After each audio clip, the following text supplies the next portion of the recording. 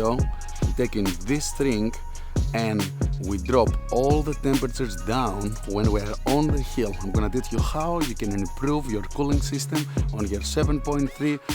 This rule is working for everything, but specific on the 7.3, let me show you what exactly I have done. Well, after we come back all the way from Atlanta, we figured it out. The diesel 7.3 turbo diesel van, it's getting a little bit hot. As you see on the previous videos, I have to do a lot of upgrades, but we're still going on. As you see here, it's a one row radiator.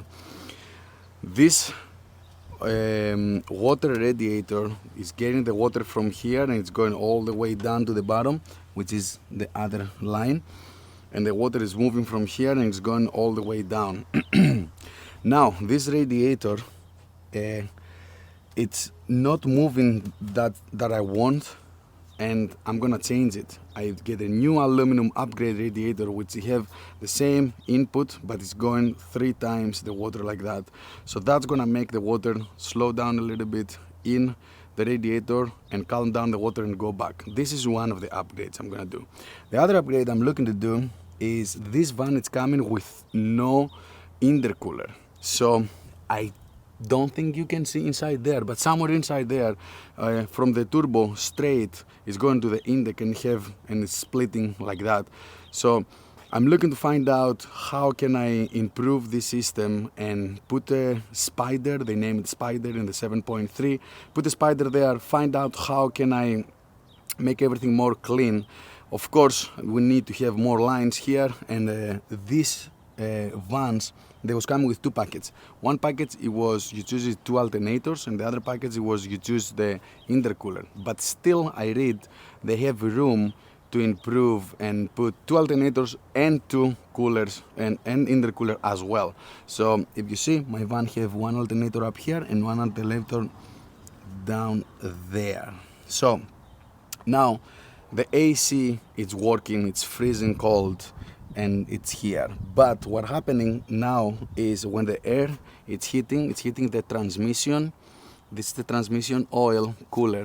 This is the transmission oil cooler. From the transmission oil cooler is going over here, which this is the AC radiator condenser, and after is going over here, which is the water cooler for the engine. This condenser here, it's getting super hot. So I want to install 2 fans for this one. Every time I open the AC, these fans are gonna come in on. I ordered it from AutoZone, I ordered from Amazon. They're on the way, they're coming here. But I need to find a way to put the intercooler, which I'm gonna do that upgrade later. For now, I'm gonna put the 2 fans over there for that, and I'm gonna install the upgrade radiator, which the upgrade radiator is here. The fans, they are not here. I'm still waiting to come over.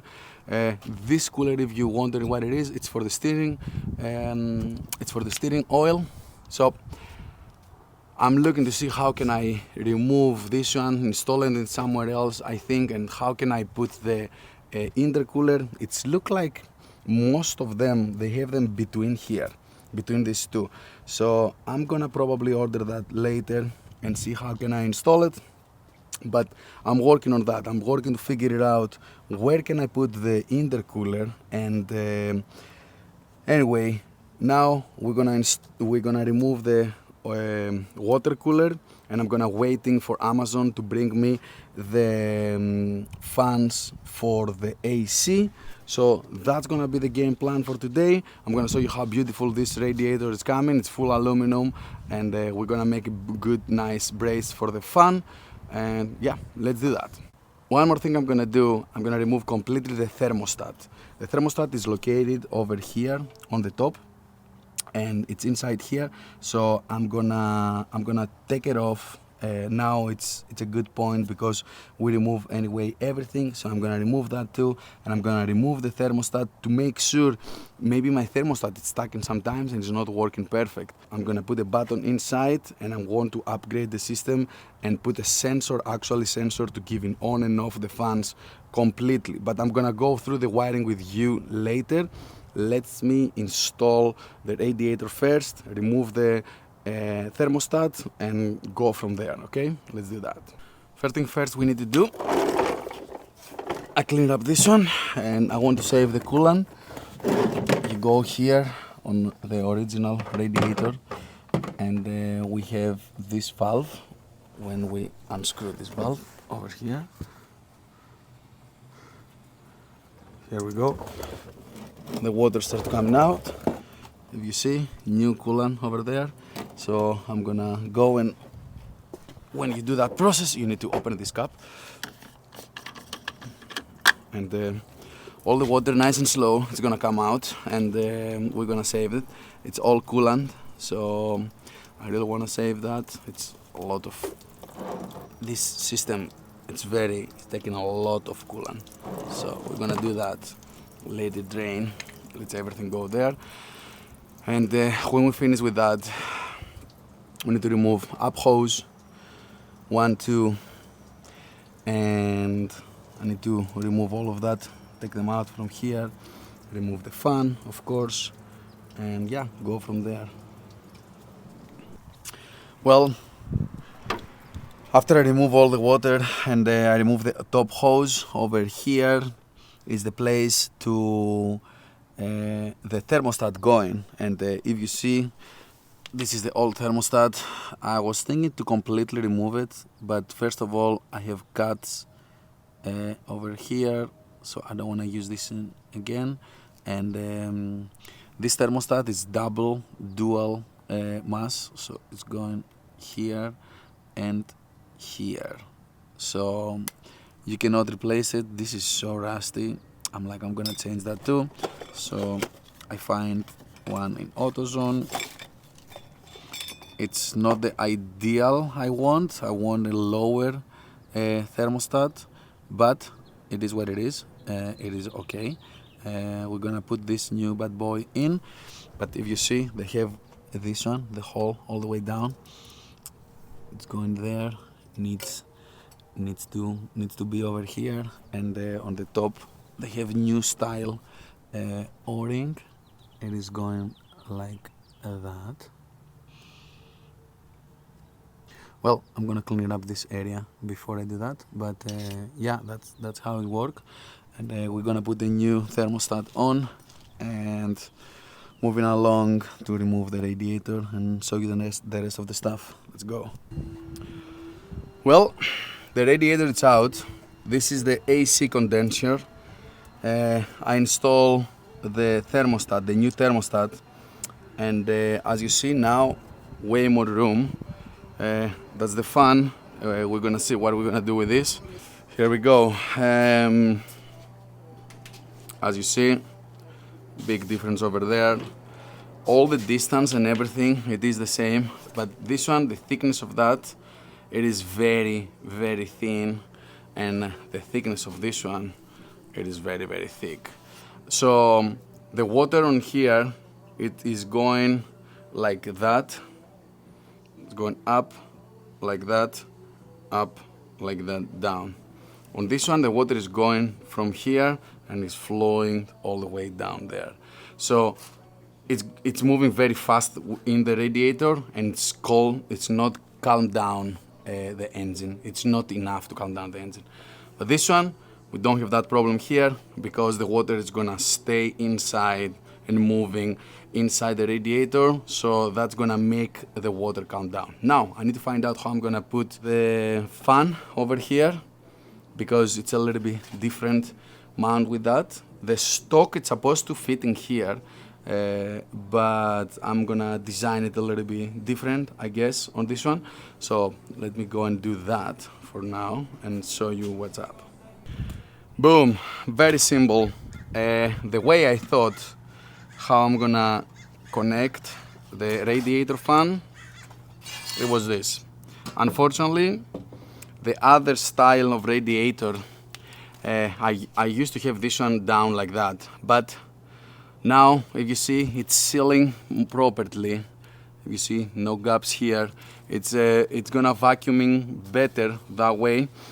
And now he leave me room for two 10-inch fans, which I'm ordered it right now, and they're gonna come. So I'm gonna have 3 fans for this radiator. That will be more than enough. And I'm thinking, or I can have 2 of them coming on when the AC coming on, or I'm gonna leave the original plan I have to put 2 fans front of this on the AC condenser, so I make sure this one, if the AC coming on. So the way I connect, and this one I cut some of the pieces over here, and the way I connected it was this plastic like a zip tied style thing. They come in like that. They are super cheap. So now we're gonna throw the radiator on and see how much more efficient this baby it is. And yes, I'm ordered 2 more fans from here and 2 14-inch fans they come in. So I'm gonna total have 5 fans for the whole cooling system. And let's see where we're gonna put the intercooler. But first, I wanna do that. And after I finish that, we're moving to do the intercooler. I just want to see how big different, if I have the water cold, it's gonna make, and how much bad it was, I guess, my thermostat, and what's the difference between this radiator and this radiator. Let's go. When you go cross country and you're pulling this thing and the race car, and you have to make sure you're gonna make it on the other side. Doesn't matter where. It's very important to have a reliable pulling vehicle. And this thing so far never have any issue till now. Now with this thing, things get more tough and more heavy. Unfortunately, it's not a lot of things about vans. Even if this engine is 7.3 turbo diesel, which is exactly the same engine, all the F350, heavy duty, whatever it is, have. But they have a lot of different upgrades because all the dualies and all that stuff, they have extra coolers, they have extra cooling system, they have intercooler, which this thing don't. They even have a completely different intake manifold, and for the search I have done so much, I cannot convert them. I don't know why, but that's what all the experts they're telling me. You cannot have intercooler on the van. Well, I'm gonna deal with that a little bit later, but the car is still overheating after I install this huge radiator, which I saw you how big different of thing is. As you see, I stripped down everything. This is the power steering cooler. It was coming with the van, and the front over here, it was the cooler for the transmission. The transmission of this thing, because it's too heavy when it's van, have a cooler, and now we have an extra 10,000 pounds we're pulling, and yeah, the transmission cooler they have, it was this one. This transmission cooler, it's not a bad transmission cooler, but it's kind of small for what we try to do. And I know now you're gonna tell me you overcook it. Yes, I fucking overcook it because I don't want to have temperature problems anymore. So what I have done, ta-da, we're gonna have a lot of big upgrades here. This is gonna be the transmission cooler, and it's going to have 2 separately fans, which they are 1000 FFM each. One's gonna be here and one on the other side. It's gonna be like that. Boom. That's gonna be the transmission cooler. These 2, this one and this one, which they are very big. I used to have one of these on my race car. Now we're gonna install 2 of them. They're gonna be the oil engine cooler. These 2 oil engine coolers, they're gonna have separately their own fan, and they're gonna count down. Of course, they're gonna have the whole system with the fan and with the RLS and with special triggers. So when the temperature of the oil of the transmission is coming on, the fan is gonna come in kicking off and try to cool down the transmission. When the oil temperature is gonna come on, the oil is gonna kick out and they're gonna try to cool the transmission. This is a new cooler for my steering, and it's, as you see, it's way more bigger than the one before. It's gonna go front with no fan, because except all of that, which is all of them for the oil system, unfortunately, after I removed the electric fan, which, let me show you how big it is. This thing is huge. This is the electric fan I'm using on my race car, and this is a huge electric fan, probably one of the biggest fans, electric fans I ever have seen in my life. But it's looked like it's not enough, and every search I have done, everybody is telling me to put back this huge clutch fan. So new upgrade clutch fan is gonna go back on the van, and that's how it's gonna count down the water of the engine plus the new radiator. And now what's my philosophy?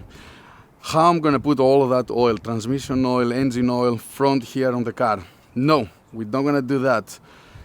I'm gonna find a way, and all the stuff, the coolers, they're gonna go somewhere down there. I'm gonna show you in a bit how I'm gonna install all of them, but they're gonna go back there. Front here, it's not gonna be nothing. I ordered two 14-inch fans. They're gonna go one on this side and one on this side. With these two, they're gonna push air when the AC kicking off. I'm gonna get power from here for the AC, and the relay is gonna kicking off to start the fan. When this condenser is getting hot, it's getting hot the water as well.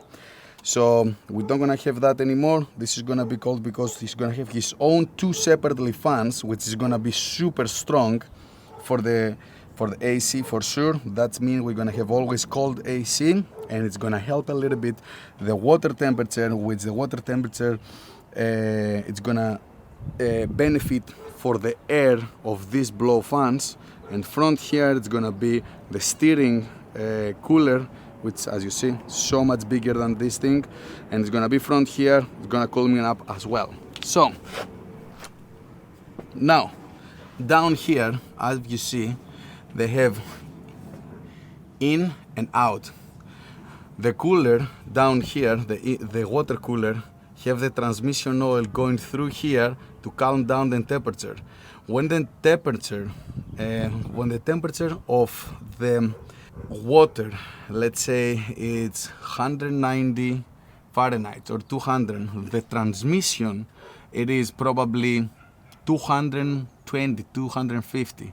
So the purpose of that is to don't have a cooler and the water calm down the oil of the transmission. But in my case, what happening is the transmission is so hot to warm it up the water and warm it up and heat the engine, and that make, of course, the oil to go higher. Now we're gonna stop using this feature, and we're gonna have straight for the transmission, going to the new oil big cooler with his own fans, with his own separately system, and calming down with his beautiful fans, which, let me know if you need. I'm gonna put all the parts down below and you can do it.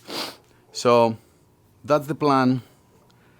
I'm gonna show you how and where I'm gonna install everything, but first thing first, we need to mount these fans with zip ties here, and after we're gonna start to moving forward and do the rest of the stuff. But let me figure it out how I'm gonna wire this one, how I'm gonna finish all of that.